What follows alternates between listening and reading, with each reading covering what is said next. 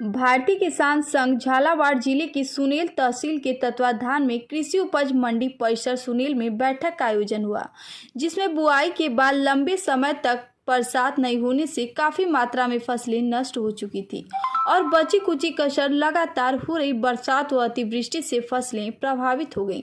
आपदा राहत कोष से मुआवजा और फसल बीमा योजना का पूरा लाभ मिले। बैठक के बाद रैली के रूप में तहसील कार्यालय तक पहुंचे और तहसीलदार महोदय को ज्ञापन सौंपा गया, जिसमें पूर्व जिलाध्यक्ष रघुनाथ सिंह जी व तहसील प्रभारी मुरलीधर जी पाटीदार का मार्गदर्शन प्राप्त हुआ। साथ ही शिव सिंह, बजरंग पटेल, पीरू लाल चौधरी, रमेश चौधरी, लालचंद दांगी, रामविलास पाटीदार, सत्यनारायण गुप्ता, श्याम सिंह, रामचंद्र पाटीदार, सुरेश मंडलोई, ओम पाटीदार, रामलाल गुर्जर, मुकेश जोशी, जयनारायण पाटीदार, भगवान नागर, बलवीर नागर आदि तहसील कार्यकारिणी के सदस्यों ने अपने विचार व्यक्त किए। क्षेत्र के सैकड़ों किसान भाई उपस्थित थे। देखिए राजस्थान से जयलाल नागर की रिपोर्ट। की बदौलत है इस कोरोना महामारी के अंदर अगर योद्धा के रूप में देखा जाए तो किसान सबसे बड़ा योद्धा है। वो जान, डॉक्टर लोग जान बचाने वाले थे, भगवान के रूप में काम कर रहे थे, वो उनको कम नहीं आंका जा सकता। पुलिस प्रशासन पूरा काम कर रहा था, उनको कम नहीं आंका जा सकता। बाकी किसान सबको भूखे नहीं मरने दिया किसी को भी, और सबको भरपेट रोटी खिला रहा था। तो ये सबसे बड़ा योद्धा है कि नहीं है? उन किसानों की अनदेखी की जा रही है। मैं इस गवर्नमेंट से पूछना चाहता हूं कि आज मुआवजे के अंदर, बीमा राशि के अंदर एक गाइडलाइन बनी हुई है, 40% सेंट्रल गवर्नमेंट डालती है और 40% राज्य गवर्नमेंट डालती है और 20% पैसा आपसे लिया जाता है। ठीक है ना, यही बात है ना? ये मैं पूछना चाहता हूं इस राज्य गवर्नमेंट के गूंगी बहरी गवर्नमेंट को, इस शासन को, जो इनकी प्रणाली चल रही है, उनको पूछना चाहता हूं कि जब सेंट्रल गवर्नमेंट ने पैसा डाल दिया तो राज्य गवर्नमेंट ने पैसा क्यों नहीं डाला? और हमारा बीमा अभी तक 50-40% बीमा जो रुका हुआ है वो इस कारण से रुका हुआ है। ये सिर्फ बहानेबाजी कर रहे हैं कि आपकी ये त्रुटि है, अभी हम सेकंड फेज में डालेंगे, फर्स्ट फेज में डालेंगे। पर अंदरूनी जो रिपोर्ट है वो मैं आपको हकीकत बता रहा हूं। अगर राज्य गवर्नमेंट 40% टाइम से पैसा डाल देती तो टाइम से मुआवजा मिल जाता। सोयाबीन कब खराब हुई है? साल भर पहले। अभी तक हमको मुआवजा नहीं मिला, अभी तक हमको बीमा राशि नहीं मिली। क्या इस गवर्नमेंट में थोड़ी बहुत भी गहलोत जी को अकल नहीं है कि हमारे किसान अगर दुखी हैं तो हमारा क्या हाल होगा, आने वाले टाइम में हमारा क्या हाल होगा? बाकी गहलोत जी ने सोच लिया कि अब मेरे को मुख्यमंत्री बनना ही नहीं, हमारी राजनीति यहीं तक अब खत्म है। तो जितना बटोरना है पैसा बटोर लो, हमारी औलाद के लिए बटोर लो। और औलाद भी ऐसी निकम्मी निकलेगी फिर, जो होटलों पे दारू पी के पड़ी रहेगी, उठा के लाएंगे लोग। क्योंकि किसानों का पैसा खाना इतना आसान नहीं है। अपने अफीम डिपार्टमेंट में मीणा साहब ने खाए थे कोटा में, आपको मालूम होगा, जब 15 अगस्त पे बड़े बड़े भाषण दे रहे थे ईमानदारी के, और वहां से आए थे, घर ही पहुंचे थे, और उसके बाद छापा डला। उनके छापा डला तो करोड़ों रुपए बरामद हुए, और उसके बाद में अफीम बरामद हुई उनके घर से क्विंटलों में। और वो कैसे हुई मैं बताता हूं आपको। किसानों का खून पीना इतना आसान नहीं है और हर आदमी हजम नहीं कर सकता।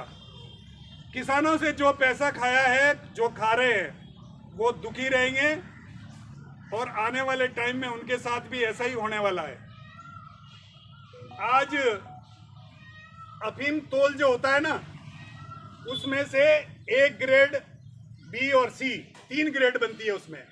तो जो फर्स्ट ग्रेड का माल जमा करवाया, उसमें से माल निकाल लिया अपने ड्रम में और उसमें दूसरा माल डाल दिया, और उसके बाद में फिर रिपोर्ट आती है कि आपका तो है ना पैसा वापस जमा करना पड़ेगा, आपकी अफीम टेस्टिंग में सही नहीं आई। तो उसमें भी किसान संघ ने आंदोलन किया अभी कि हमारी टेस्टिंग वहीं होनी चाहिए, जहां हम माल तुलाने जाते हैं वहीं टेस्टिंग होनी चाहिए, ताकि ये बाद वाला लफड़ा खराब है। और ये अफसर सारे मिले हुए हैं जो इन्होंने करोड़ों रुपए खाए किसानों के। आज घर बैठे जो थी संपत्ति वो चली गई। तो ये सब जानते हैं कि एंड में होना रिजल्ट यही आना है, तो वो ऐसा करते क्यों हैं? किसानों के हित में काम क्यों नहीं करते? किसानों के लिए काम क्यों नहीं करते? ये हर डिपार्टमेंट की बात है। कड़ोदिया की एक मोटर चोरी हुई 2 साल पहले की बात है। उन्होंने नाम बता दिया, ये आदमी निकाल के ले गया, ये आदमी मोटर इसके पास है, सब कुछ बता दिया। तो बोल रहे प्रूफ लाओ और इंक्वायरी करो, उसको पकड़ के ले आओ। ये बताओ पुलिस प्रशासन का काम है या हमारा काम है? किसी को चोर को पकड़ के लाना हमारा काम है क्या? और फिर चोर को पकड़ के लिया है तो गांव वाले उसको छोड़ेंगे क्या? छोड़ेंगे तो गांव वालों को पुलिस प्रशासन और उल्टा उलझा देगी। क्या आपने हाथ लगाया उसके? यही बात है ना। ये सभी पे लागू होती है, ये एक पे नहीं, सभी पे लागू होती है। चाहे पुलिस डिपार्टमेंट हो, चाहे नारकोटिक्स डिपार्टमेंट हो, चाहे कोई सा डिपार्टमेंट हो, जो किसानों के हित में काम नहीं करेगा, किसानों के जो पैसे खाएगा, उनके ये हाल होंगे। आज नहीं होंगे, 5 साल बाद होंगे, पर वो पक्का है कि वो पकड़े जाएंगे। इसलिए किसानों से ज्यादा खाने की उम्मीद ना रखें, क्योंकि उनके खून पसीने की कमाई है ये। आज दुकानदार तो बैठ के एसी में बैठ के भी अपनी सामान बेच लेता है। किसान तपती धूप के अंदर खेत में काम करता है, चाहे सर्दी हो बारिश हो, उसमें काश्तकार खेत में ही मिलेगा। मिलेगा कि नहीं मिलेगा ये बताओ? मिलेगा। तो खरी कमाई का पैसा है कि नहीं हमारा? और जो अन्नदाता किसान पूरे देश को खिला रहा है और उनके साथ अन्याय हो रहा है। आज उनका मुआवजे देने में तकलीफ हो रही है, उनका बीमा देने में तकलीफ हो रही है। वो कहते हैं फसल खराब ही नहीं हुई है, इनके हाथ जोड़ने पड़ते हैं। कलेक्टर हुआ, एसडीएम हुए, साहब देख लो आप, फसल बिल्कुल चौपट हो चुकी है, हमारी फसल खराब हो गई है। उसके बाद में भी इनकी ऊपर से जो गाइडलाइन होगी उसी गाइडलाइन पे ये काम करेंगे। इसलिए कभी भी क्रॉप कटिंग हो, सोयाबीन की, उड़द की, उस टाइम किसान संघ का कार्यकर्ता वहां रहना बहुत जरूरी है। और वो रहेगा तो बताएंगे कि एक्चुअली हुई कितनी। और 1-2 जगह के मामले तो मैं आपको साफ बताता हूं कि उसमें उड़द की और सोयाबीन की जो क्रॉप कटिंग हुई, उसमें कचरे समेत तोल लिया उन्होंने, पूरे को निकाल करके ना पूरा का पूरा तोल लिया। ये बताओ कि सोयाबीन के जो डंठल हैं, पत्ते हैं, उसके पेड़ हैं, अगर वो भी तोल लोगे तो फिर तो बराबर आएगी ना। बराबर नहीं आएगी तो थोड़ी बहुत 19-20 तो रहेगी ना। ये हाल है इन गवर्नमेंट अफसरों के। जिस दिन नौकरी नहीं मिलती है उस दिन गड़गड़ाते हैं, हाथ में हाथ जोड़ते फिरते हैं, और नौकरी मिलने के बाद, ऐसी मिलने के बाद में ये काश्तकारों को भूल जाते हैं कि क्या है काश्तकार, क्या है। जो गवर्नमेंट से ऊपर से जो गाइडलाइन मिल गई वही उसी गाइडलाइन पे काम करेंगे हम। ये नहीं सोचते हैं कि काश्तकारों को जो नुकसान हुआ है वाजबी उनको मिलना चाहिए। और ये जब हर अफसर इस पे एग्री हो जाएगा तो अपना मुआवजा कभी दूर नहीं रहेगा, जल्दी आएगा। इसलिए इन अफसरों को सुधारना है पहले, सबसे पहले। और काफी अफसर अब सुधर गए हैं, जो किसानों से पहले बात ही नहीं करना चाहते थे, आज किसानों को आदर से बिठाते हैं, चाय पिलाते हैं और उनके क्या तकलीफ है प्रेम से पूछते हैं। नहीं तो पहले फाटक के अंदर घुसना भी मना है। इसलिए बाहर बोर्ड लगा रहता है बड़े बड़ों के कि कुत्तों से सावधान, अंदर आओगे तो कुत्ता काट लेगा। पर वो परंपरा हम धीरे धीरे खत्म कर रहे हैं उसको। पहले ज्ञापन लेने बाहर नहीं आते थे, अंदर जाके किसी कोई तेज आवाज में बोल दिया तो इससे केस दायर कर दो। इसलिए हम ज्ञापन बाहर देते हैं, अंदर नहीं देते। अंदर 5 आदमी जाते हैं, प्रतिनिधि मंडल, और वो बात करता है, ताकि कभी कोई ऐसी बात ना हो जाए जो हमारे कार्यकर्ताओं के प्रति कोई केस लग जाए या हमारे कार्यकर्ता कहीं फंस जाए। इसलिए कार्यकर्ता हमेशा जागरूक रहना चाहिए। किसानों को एकजुट रहने की जरूरत है। हम आपसे ये नहीं कह रहे आप वोट कहाँ दे रहे हो। यहाँ बीजेपी के भी बैठे होंगे, कांग्रेस के भी बैठे होंगे, कोई झाड़ू वाले भी बैठे होंगे, उससे हमको कोई लेना देना नहीं है। जब हमारा काम जब हो तब हम इस जाजम पे बैठें और मजबूती से अपनी आवाज को बुलंद करें और हमारे हक के लिए लड़ें हम। ये सबसे बड़ी बात है। और हम किसान एक नहीं हुए तो ये नेता लोग अपना भला करने वाले नहीं है।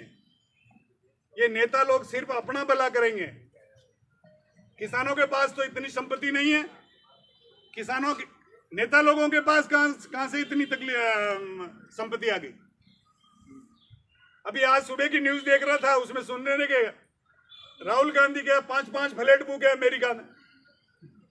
क्या वो कोई कमाई करने जा रहे हैं कि नौकरी कर रहे हैं? क्या कर रहे हैं? वो जो इतने फ्लैट उन्होंने बुक करवा लिए एक साथ और पेमेंट कर दिया, उनके नाम पे चढ़ गए। क्योंकि वो पैसा है ना, मकान खरीदने के बाद कोई नहीं पूछ रहा। वरना अब वो दुनिया, अब वो राजनीतिक के तरीके वो सब चेंज हो चुके हैं। आप मकान क्या बना दोगे? आप गोल्ड के बिस्किट खरीद लोगे तो ही पकड़ में आप आ जाओगे, क्योंकि शिकंजा ही इतना कस गया। इसलिए अब ये भ्रष्टाचार बंद करो और हमारे काश्तकारों के भलाई की ओर बढ़ो और काश्तकारों का भला करो। और वो नेता क्या भला करेंगे कि छत पे लाल मिर्ची सूख रही, वो पूछते हैं कि वो लाल मिर्ची, अगर ये डायरेक्ट लाल मिर्ची है तो फिर हरी मिर्ची बोने की क्या जरूरत है? नहीं, आपसे मैं पूछ रहा हूं कि जब वो कहते हैं कि डायरेक्ट लाल मिर्ची क्यों नहीं बोते आप? हरी मिर्ची बोने की जरूरत क्या है? क्योंकि आपकी मिर्ची खराब ही नहीं होगी, डायरेक्ट लाल मिर्ची बो दोगे। तो जो नेता इस टाइप की बात करते हैं वो किसानों के भले के लिए कैसे सोच सकते हैं, ये बताओ आप मेरे को। और किसानों के हित में बात काम कैसे कर सकते हैं? इसलिए हम सबको मिल करके एकजुट होकर के और इनको चैलेंज देना पड़ेगा।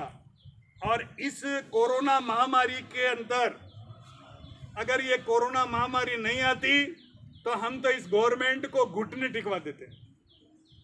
बाकी पुलिस प्रशासन, अगर 50 आदमी इकट्ठे हो गए तो पुलिस प्रशासन डंडे बरसावे, इधर नहीं आवे तो तकलीफ, क्योंकि भीड़ इतनी इकट्ठी कर नहीं सकते। और हमको भी चिंता है कि अगर एक भी हमारा कार्यकर्ता डैमेज होता है तो संगठन को बहुत बड़ा नुकसान होता है। हम ये नहीं चाहते हैं कि हमारे काश्तकार कभी इस परेशानी में आवे। हम संगठन खुद नहीं चाहता।